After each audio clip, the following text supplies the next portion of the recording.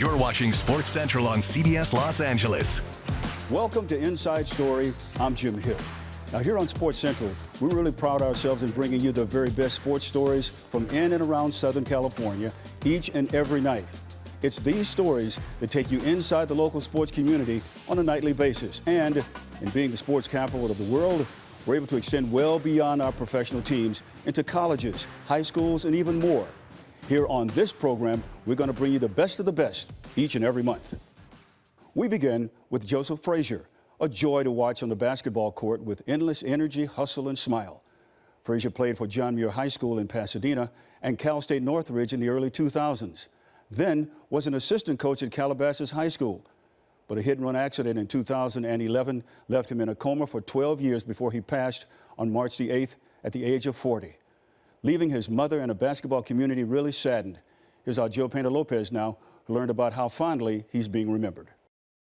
When Joseph was 28, he was involved in a hit and run while he was on a motorcycle, and somebody ran a red light. And assuming that was just such a difficult time for you, how did you get through that? I'd have to say I got through it with the help of a lot of his friends. The idea that he had a motorcycle, he did not tell me. So that was like, oh my God, how could you? Joseph suffered a severe brain injury after that, and obviously his life was changed and your life was changed. I couldn't substitute anything for good family, good friends, and my faith in God. It took that much energy, so I didn't do it by myself. So I've had support all along the way. The hit and run driver was never found. How did you sort of reconcile that? That's a hard one. I didn't. I'm sure if I met the person, I would forgive them, but that's a hard one. I was crushed. I had in some ways, my best and worst year in the NBA in that same season. I was mentally fatigued. When I got to Cleveland, my mind was in LA. It was on Joe.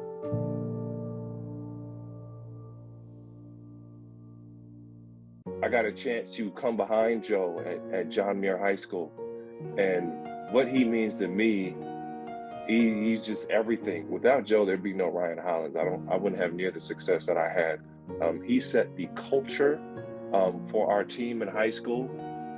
He was the first Division I player that I played with, that I was around, that saw it. We were trying to figure out how to make it to college and, kind of better our circumstances. And Joe was the guy that made it through hard work. He had an infectious thing about him, off the floor, on the floor. He just made you smile all the time. And, that was that's the thing I remember about him most. You guys had that relentless full court pressure defense. How important was he to that CSUN defense in the early 2000s? Yeah, he was very critical. I mean, he's the one guy that could come in a game and just change it. He could change the whole game just with his defense alone. I just liked watching him play regardless of what he was doing, because he would put his whole heart into it. Joe came to my camp and said, I'm going to the small gym. What do you mean the small gym? Okay, cool. Well, everybody wants to work on what? Shooting, all the fun stuff, one-on-one. Joe said, give me the defensive slide station. Those kids had the time of their life working with Coach Joe. People glowed to him. He had that energy where you flocked to him. That energy and running in a room loud, no matter what was going on in the room, he comes in, he's loud, and if we were mad, and you couldn't be mad anymore, you just kind of laugh because Joe, and he was good for me. He was good for me. I needed that. When you think about Joe and that smile, how does that make you feel? Well, that makes me smile.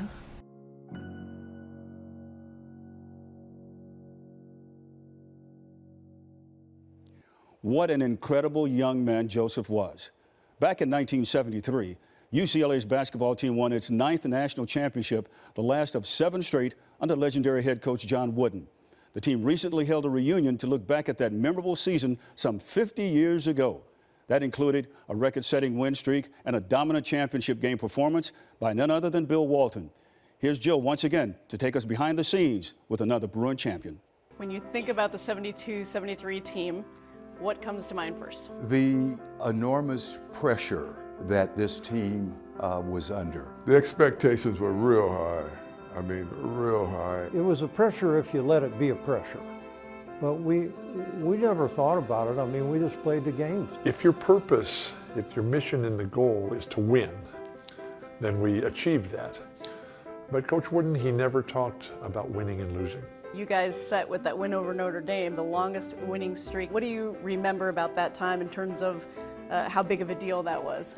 You know, as much as Coach Wooden didn't play it up, you know, the whole world was playing it up. And, you know, it was hard not to realize the significance of it. It was an added incentive, you know, not that we needed it, because we're playing Notre Dame, our arch rival at the time, and we're playing them in South Bend, but I think it definitely added a little punch to it. You know, we ended up going 30-0 that year and really didn't, if you look at the games, there weren't that many close games. I mean, we won our winning margin is 21 points over the course of the year. When you think about the final game against Memphis State, Bill Walton's heroics in that one, 44 points and 21 of 22. You know, your thoughts on what he did in that game? It was just like watching an aerial show. I mean, he was just all over the place, and you know, they didn't seem to adjust. We won it handily and easily, but they never adjusted their defense, so we just kept going to Bill over and over and over again. The one shot that he missed, he got the offensive rebound and scored anyway. So he never had a possession where he got the ball where he didn't score. So he was perfect in that way, but you know, he did miss one. You had mentioned that Coach Wooden never let you forget the missed shot, joking around about that. He was not a man of handing out praise. And he was a man of action. He was always about what was next. But after the championships, he would come around and pat you on your shoulder or rub your head a little bit and say, nice job, way to go. And we went through all the guys, and then I was over in the corner, shy as can be with my horrific speech impediment, a lifelong stutterer, and he looked at me and he said, Walton, I thought you were a good player until you missed that one shot. What's it like seeing all these guys? You're forever bonded when you get together? It's great. We relive a lot of memories. When Nader came from Seattle, Washington, Gary Franklin from Colorado, Pete Turkovich from Indiana, Larry Farmer from Chicago, I mean, that's pretty good. UCLA, John Wooden, my teammates, my classmates, this community, that's who's made me who I am. Speaking of the Bruins, Chase Griffin has become a force as both an athlete and an entertainer. And now he's taking it to a whole new level. We sit down with the senior quarterback. And plenty of sports legends were out in support of two decorated photographers whose combined 80 years of work was celebrated at the newly reopened Ice House in Pasadena. Welcome back to Inside Story. I'm Jim Hill.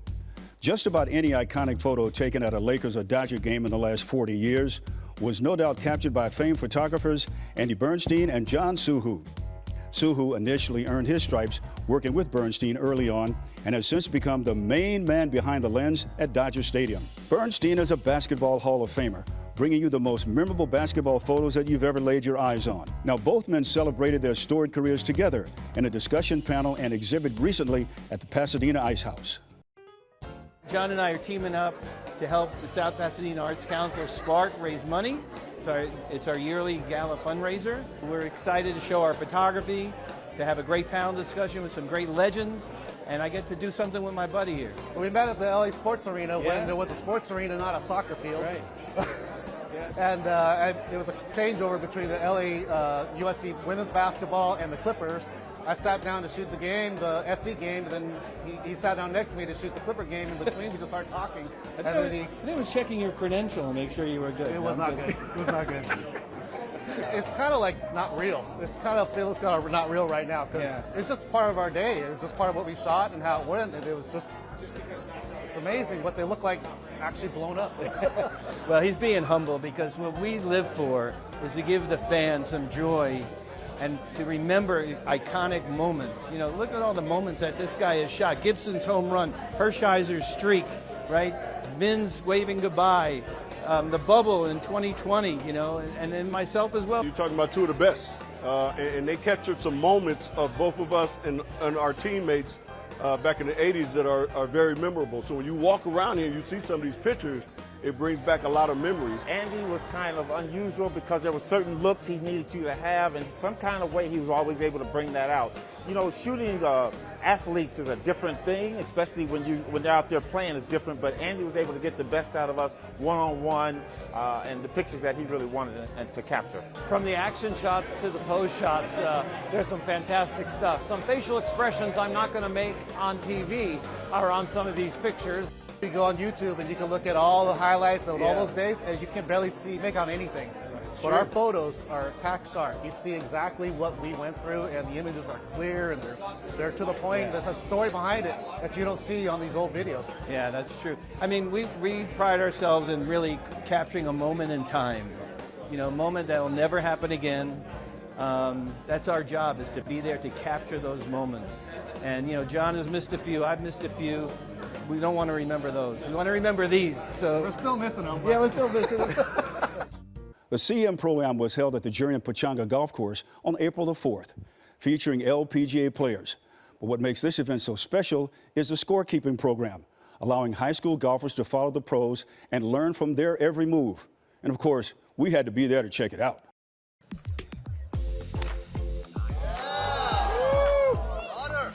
We have the CM Pro-Am. LPGA kicks it off here at Pechanga, and our girls high school team, along with some other teams from the area, from our league, are scoring for the LPGA players. Great shots. I basically answered an email about 7 years ago, that they needed scorers. And I'm the only one who answered that email, and then it came up to, well, they loved our girls scoring, because I just thought it was a phenomenal opportunity for the girls just to shadow and just hang out with an LPGA player all day, which was amazing when you ever get that opportunity. Wow.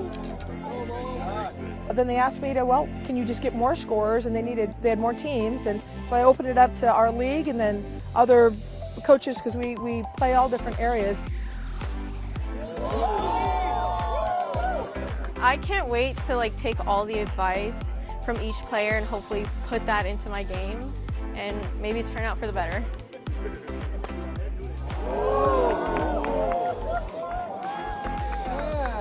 And it's just things to add on for myself when I'm in tournaments and matches and stuff, make it easier for me, find tips and tricks that helps me in my mental game, because it is really such a big mental sport.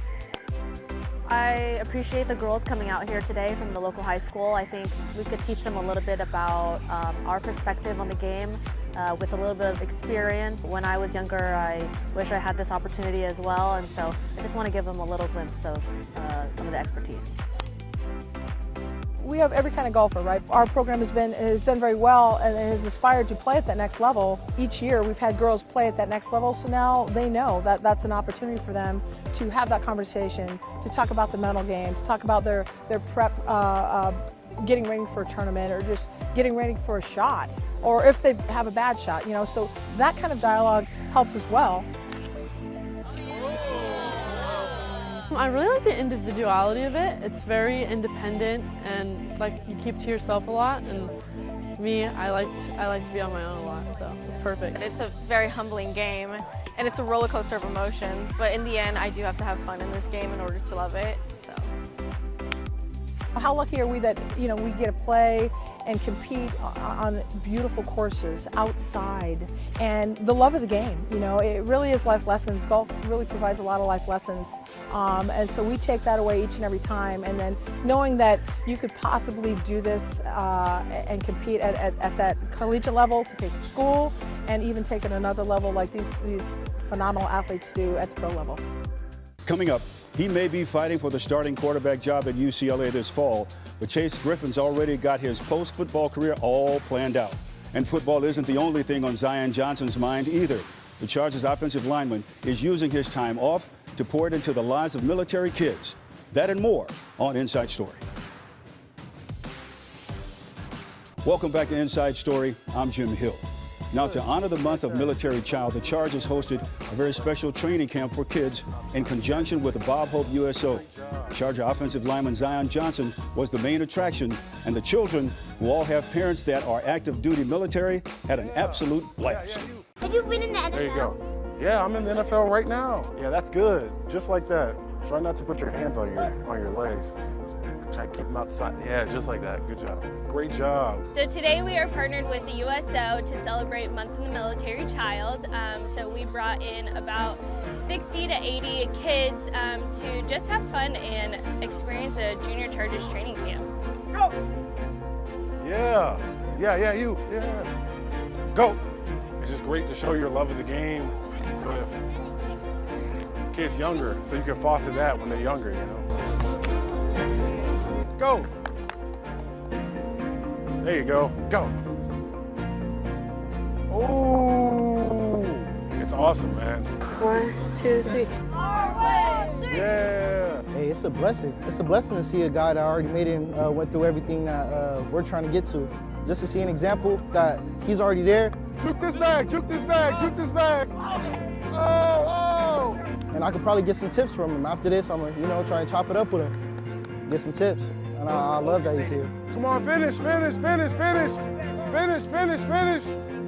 Boom! Touchdown! So today we had a little camp for the kids today. They were able to come out, have some fun, do some drills, and it's really awesome when you have a love for the game to share that with kids younger. You know, me personally, I didn't have the opportunity to play at a young age, but to see kids out here enjoying the game is always awesome.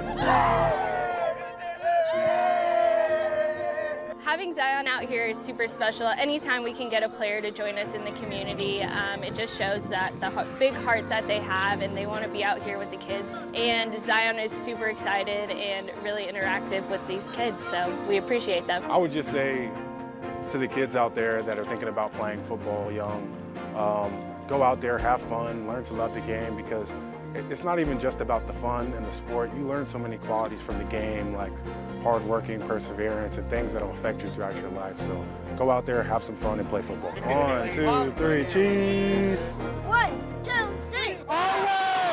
There you go. Chase Griffin will be one of many UCLA quarterbacks vying for the starting job this upcoming season, but his impact off the field is far greater. The senior has been accepted into UCLA's Masters of Legal Studies program and is one of the best college athletes in the entire country at securing NIL deals. Jill's back now with Chase's fabulous story.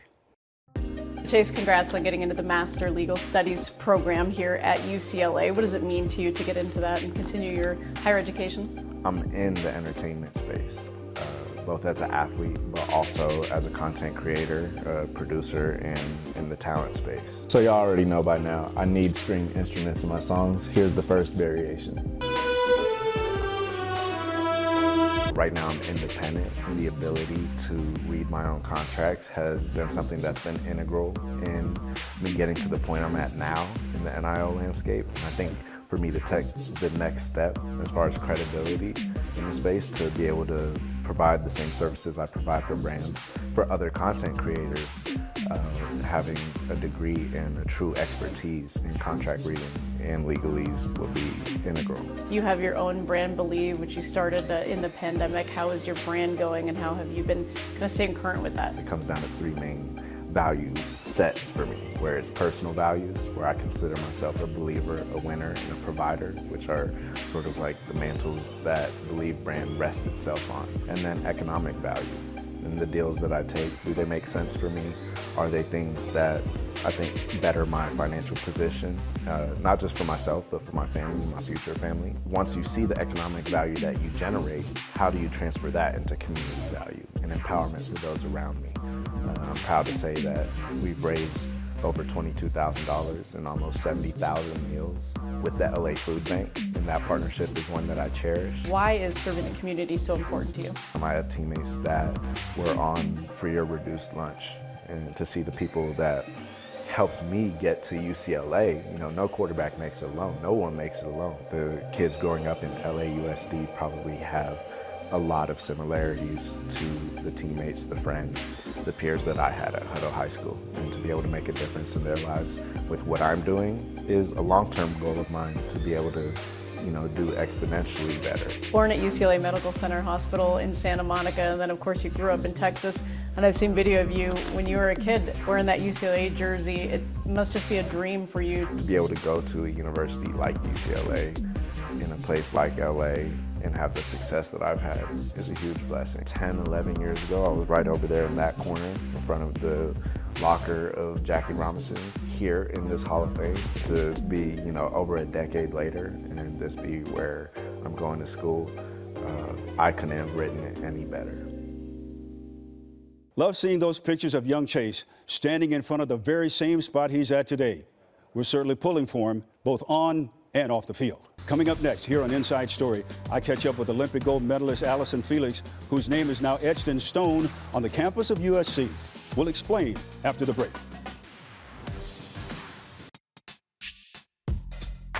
And we want to remind you to join us each and every weeknight at 10:45 on Sports Central, and every weekend afternoon at 3 o'clock, where we follow CBS's coverage of golf in April and May. And of course, be sure to follow us at Sports Central LA on Twitter for daily stories and updates. Allyson Felix is the most decorated American track and field athlete in Olympics history, with 11 medals to her name. I caught up with Allyson as her alma mater USC honored her by renaming its track Allyson Felix Field. I just couldn't even believe it, and President Folt kind of broke it down that she wanted students to learn my story and to be inspired and to do something special. To me, that just really hit home, because I had no idea what my path would be when I came here to USC, but I felt like I was really given the tools to be able to succeed. You are a gift for all of us, and especially for our young people that are coming up looking at you. I mean, it's such a different position to be in, and I'm really grateful for it. I feel like so many people have poured into my life to bring me to this point, and I just want to continue to use the platform and do well with it, and I know that this is going to be a really special place where a lot of greatness happens. Truly a great example of the rewards that come to those who work hard to achieve life's dreams. Thanks so much for joining us. We'll see you next time for another look at the Inside Story.